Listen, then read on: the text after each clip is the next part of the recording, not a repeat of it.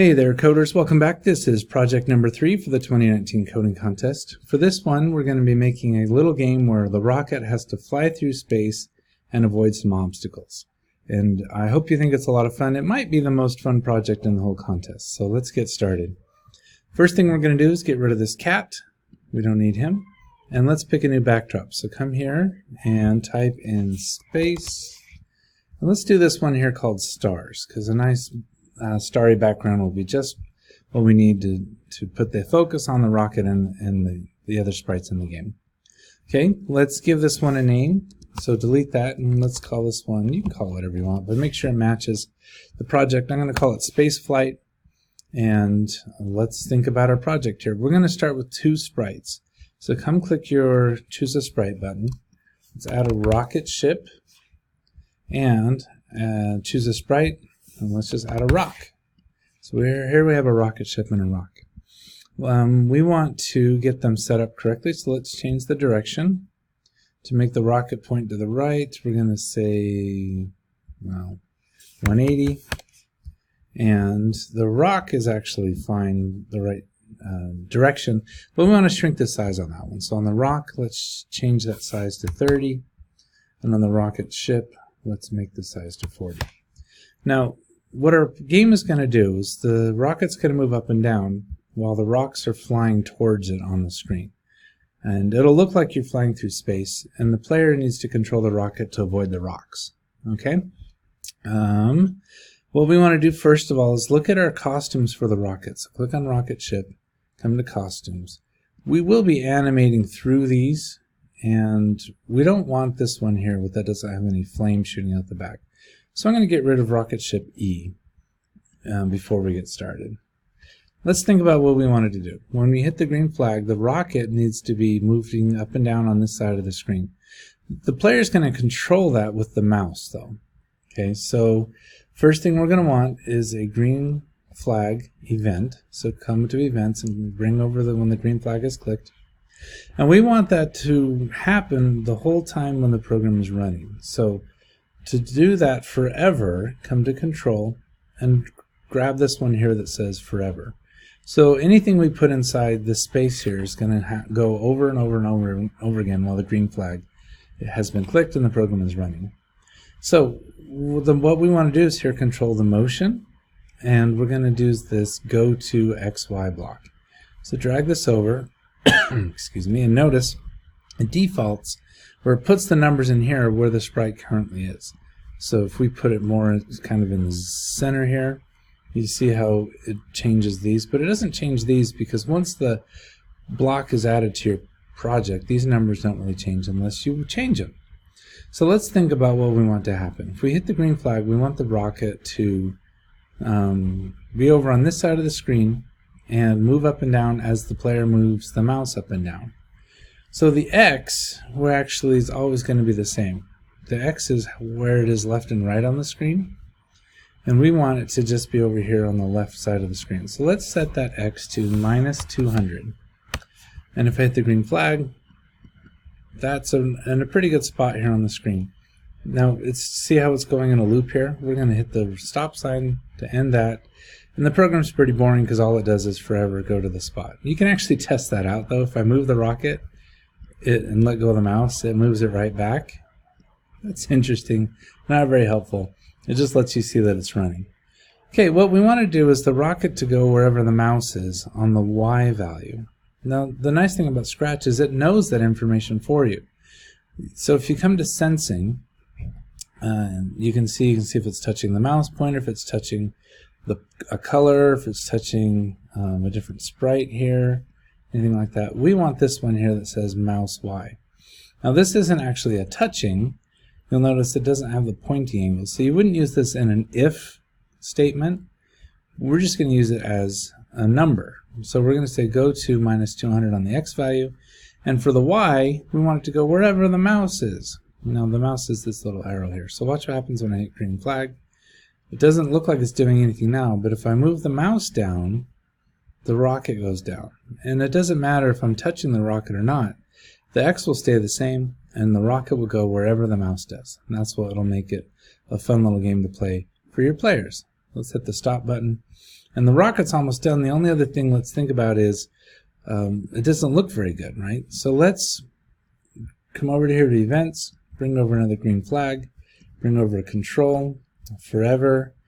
Let's change the way it looks, and let's just have it say switch to the next costume. So if I hit the green flag right now, you should be able to predict what that's going to look like. It'll always go to where the mouse goes, except over here on the left side of the screen. And the costumes will cycle through in the sprite. So here's the rocket. And I mean, you could leave it like that. For me, that's a little crazy. It's going way too fast. So let's hit stop. And let's slow that down a little bit. So under control, in this loop, let's do minus, or not minus, but let's do 0.5. So less than a second. Now we have two programs that'll happen for this sprite. When the green flag is clicked, it'll stay on the left side of the screen and follow the mouse up and down. And the costumes will rotate every half of a second. So how's that look? It looks pretty good. Okay. Let's stop our program and think about this rock for a second. So click on the rock. So we're going to add some code for the rock. What we want to do is when the green flag is clicked, we want it to appear over here on this side of the screen and then start moving towards the left of the screen. So let's grab this green flag event, bring it onto your workspace, and let's do a motion. We're going to say go to XY. Now, we want the rocket to appear over on here on the right side of the screen. So these numbers here, we really are only interested in the X value. Okay, because at 200, it's always going to be over here on some side of the screen. If I change that to 0, it'll appear in the middle of the screen. So if we change these numbers, that'll determine where the sprite goes when we click the flag. Okay, right there. Not very fun if you know where the rock is going to appear every time, though. So we can make the game a little bit more fun by adding some randomness in here. So come over here to operators, and there's this one right here called pick random 1 to 10. So if you just click on this, you can see what that does. It generates a random number between these two numbers, and it could actually be 1 or 10 as well. So let's think about making this rocket randomly appear somewhere up and down on the right side of the screen.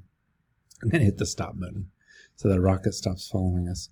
The lowest value for the Y of the rock is down here. You see that's about -160. You can actually go to -180. Well, -173 it looks like for this sprite. And up here, the highest value it could be is about 180. So let's type in -180 and 180. And now, whenever this runs, it'll generate a number between those two values. And if you connect that to your sprite, when you hit the green flag, that rock will now appear at 200 on the X value, and the Y value is going to change every time the program runs. Okay, that's pretty good. I'm actually going to bring over one here too, because I don't want the rock to be in the same spot left on the X value either. So let's think about a range here where we want the rock to appear over here. Now we don't want the rock to appear right in front of the rocket, right? Because then the rocket would always crash. You wouldn't have enough time as a player to move out of the way. But let's say the rock could appear about right here. Do you see how that's about 130?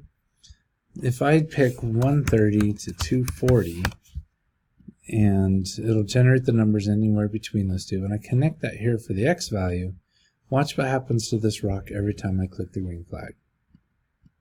So it jumps a lot up and down, but on the left and right value, it always kind of stays over in this range here, which is exactly what we want. Okay, what else do we want? We want the rock, after it's started in a random location, to start moving towards the rocket. And we want it to keep doing that. We want that rock to be moving as long as the program is running. So come over to control, and let's drag over another forever loop. So whatever happens in this block will continue to repeat as long as the program is running. Come to motion, and let's change the X value.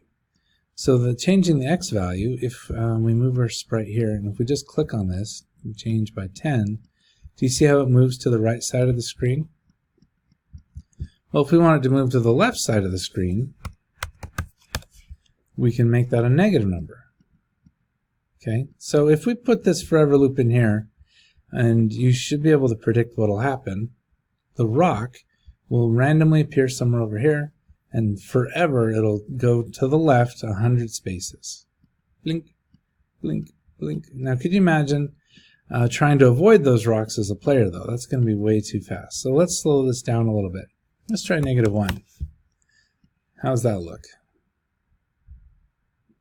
I'm thinking that looks way too slow. If I was playing this, that game would be too easy and I wouldn't even have fun playing it. So let's stop that.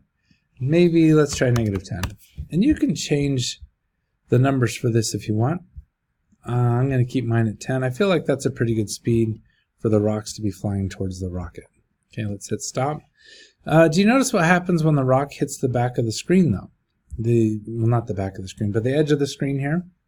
It gets stuck there. Well, let's fix that. What we want to do is when it gets behind the rocket, we could like destroy it or hide it or something and create a new one. That's a lot of work though. Instead, let's just have it start over here on the right side of the screen. If you're the player, you might not notice it's the same rock. It'll look like you're flying through space, but that'll be really easy to code. That's a control statement. We're just going to do a check here. So grab this one here that says if hexagon equals. We want this to be inside the forever loop because every time it moves by 10, we want to check to see if it's touching the edge. Come to sensing, touching, and change mouse pointer to edge. So it'll change by 10, and then it'll say if it's touching the edge, and if it is touching the edge, what do we want it to do? Well, we want it to start back over here. So let's just break this code off for a second, and let's copy this code. So I'm going to right click or control click and duplicate that, put it here in the box, and reconnect the code. Okay, watch what happens with the rock. Hits the edge, jumps back to the right. Hits the edge, jumps back to the right. Hits the edge, jumps back to the right. That's pretty good. We only need the rock to do one other thing, which is, you'll notice right now when the rock hits the rocket, nothing happens. Well, why is that? Well, we didn't say for anything to happen. Let's do another check on our rock sprite here. So come to control, grab this one that says if hexagon then, and we want to do another sensing. If we wanted to know, is the rock touching the rocket? Well, Scratch knows if it is or isn't. So come to sensing, grab this one that says touching mouse pointer. We're going to switch it to rocket ship. So if the rock is touching the rocket ship, there's different things we could have happen. You could have sound effects or words appear on the screen. To keep this nice and simple though, come to control and just grab this one that says stop all. So when the rock touches the rocket, it's going to stop everything that's running in this program. This stop all command is basically the same as hitting the green flag. So if the program is running and I activate this code, the program stops running. So that's what we want to happen when the rock touches the rocket ship. And you should be able to see that right now. See? That's pretty good. And then if the rock hits the rocket, it's basically a game over. Okay, here's what we want to do. One rock is fun, but more rocks is more fun. So let's come over here on this rock sprite. I'm either going to right click or control click to bring up this little option. And we're just going to duplicate this rock until we have 5 of these. Now there's other ways to do this if you want to get into cloning, things like that. But for the sake of this contest and for this one, we're not going to do that. We're just going to have 5 copies of the rock sprite and 1 copy of the rocket. But the rocks will all have the same code. And when they're flying around the screen, they'll look like the rocket is flying through space. And as a player, you're going to want to make sure the rocket tries to avoid those, because if you ever hit a rock, blink, it's game over. Okay, that's our project. Here's some challenges for you if you want to do this. You could make these rocks, now that you have 5 different sprites, you could have them travel at different speeds. If you change the X value of one or some of them, you can have them at different speeds.